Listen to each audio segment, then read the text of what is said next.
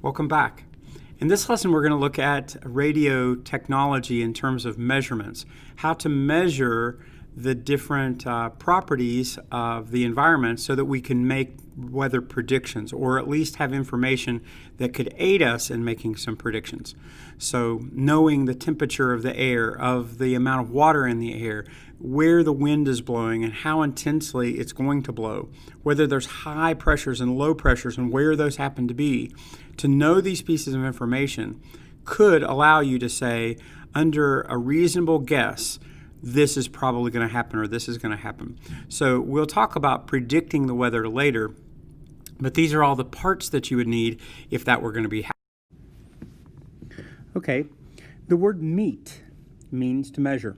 So a meter is a measurer. So these various ways that we're going to gather weather data has to do with measuring those things that cause weather, which is temperature, wind, and water. Okay, so the first one is a thermometer. It's measuring heat. Okay, so a thermometer, you've used a thermometer. There's various ones. There's electronic ones. There's ones where as something gets warmer, it has a higher density, so it occupies a greater volume. So it rises through a little tube. Okay, that would be a thermometer. Next one is a barometer. So barometric pressure is the pressure of the air. So we're measuring the air pressure.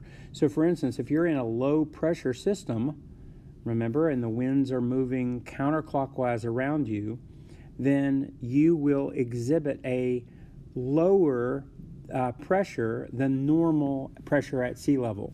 So all of the air that's pushing on you, 100 miles of air above you, shoving on every square inch of your body, that is the barometric pressure. So sea level, you have a certain amount of pressure at sea level. If you are in a barometer and you're in low pressure, you have lower than that amount. If you have a high barometric pressure, a high pressure, you're higher than that normal amount. So whatever normal at sea level would be is called normal pressure, 1 atmosphere pressure. You could have higher than an atmosphere or lower than an atmosphere, depending if the air is bunched up or if it's all stretched out. The next one is the measuring of wind speed, and that is with an anemometer. And so essentially you've got little cups that spin. The wind is pushing those, and you spin, and then you can measure the spin of that circle. Hygrometer is measuring moisture in the air. So this is the humidity, and you can take the temperature of an air and the amount of humidity and find out what the relative humidity of that air is. If it's raining, it should be 100%. If it's sunny and dry, it should be much less than 100%. So a hygrometer is measuring humidity. Then specifically a psychrometer. A sling psychrometer is one that you kind of move around and around and around. You've got two thermometers, one that has a piece of wet cloth at the end of it, and the other one that doesn't.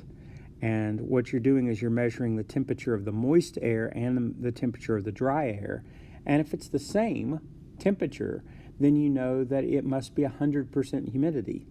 And so you can compare the relative humidity through a sling psychrometer.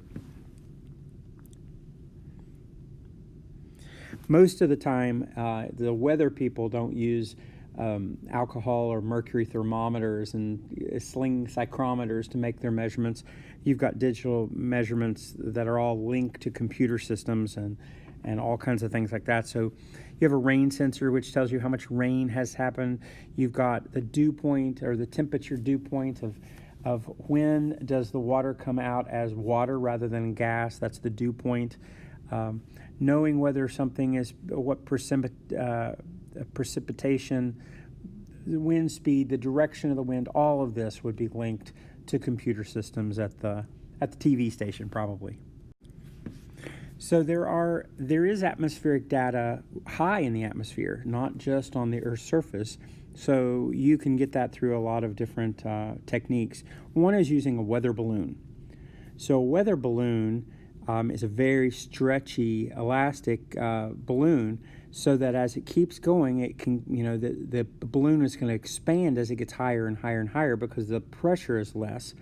And it goes up into the stratosphere, so you can find wind speeds very high. You can find whatever's going on in the upper atmosphere as it's passing through. And so the first one that's used a lot is called the radiosonde, and you're having radio contact with a bunch of sensors. So the sensors are very high, way higher than a plane could travel, but you're getting this weather data. You can also have a Rawensonde, which is not just the radar, but also the wind. So you can have wind direction and speed, high altitude wind, and it sends it back through a radio device. You also have the weather systems. You've seen this on television a lot. So weather radar, where they're sending in radio waves that are encountering clouds, and so precipitation, whether there's lightning strikes. There's a whole lot of that. You also have Doppler radar. If you've ever watched a motorcycle come close to you and the sound of the engine seems to get higher and higher and higher, then when the motorcycle passes, the sound gets lower and lower and lower. That's called the Doppler effect. And that's in sound, where anything approaching you is going to seem to be higher in frequency. Anything going away from you is going to seem to drop in frequency. Well, you can do that in wavelengths of light too. So as, say, a cloud is approaching you, you can know that through sending out radio waves to it as it's bumping into your radio waves, making them faster and faster. That means it's approaching, and that's called Doppler radar. So the frequency is lined up to whether it's actually moving. So you can have real-time images of clouds passing over the land. You can also pick up data from satellites. There are lots and lots of designated satellites that are just for weather.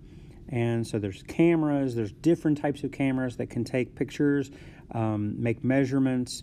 You can take pictures in light or in infrared or in other electromagnetic radiation so that you can see what's happening in real time on the ground.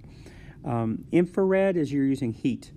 Okay, so you're talking about the heat of the air, heat of the upper atmosphere, and you remember it's the heat and moisture by the wind that's making a lot of these frontal systems change, and so knowing where heated air is important. Visible light, if you want to take a picture of actual clouds, knowing where cloud cover is, and then there's also water vapor. So remember, water is invisible unless it's liquid, and then it's caught as white. So there are ways to tweak that and be able to see how much water is hanging out in the area.